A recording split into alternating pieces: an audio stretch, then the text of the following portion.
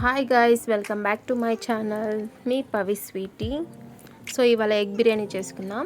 Eggs boil చేసుకొని కొద్దిగా salt వేసుకొని బాయిల్ చేసుకుందామండి.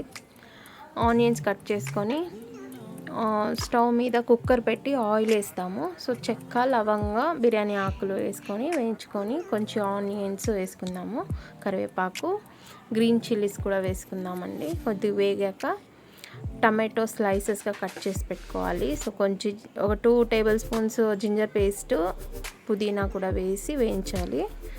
సో ఇప్పుడు టమాటో స్లైసెస్గా కట్ చేసుకున్నాం కదా, అవి కూడా యాడ్ చేసుకున్నాము అందులో. అవి లైట్గా వేగాక కొద్దిగా సాల్ట్, అలాగే కొద్దిగా టర్మరిక్ పౌడర్ కూడా కొద్దిగా వేసుకున్నామండి. ఇవన్నీ వేగాక రెడ్ చిల్లీ పౌడరు, ధనియా పౌడరు ఒక్కొక్క టేబుల్ స్పూన్ వేసుకొని వేయించుకోవాలి. బియ్యం రెడీగా కడిగి పెట్టుకొని ఉండాలి. సో అలాగే వాటర్ యాడ్ చేసుకుందామండి. 2 గ్లాసెస్ బియ్యంకి 4 గ్లాసెస్ 3.5 గ్లాస్ వాటర్ చాలండి, లేకపోతే ముద్ద అయిపోతే కుక్కర్లో పెడుతున్నాం కదా. సో ఒక ½ కప్ లెస్ చేసుకుందాం. సో ఇవన్నీ కలుపుకొని సాల్ట్ చూసుకొని కుక్కర్ క్లోజ్ చేసి పెట్టుకుందాం. 2 విజిల్స్ వచ్చినాక ఆఫ్ చేసి పెట్టుకోండి.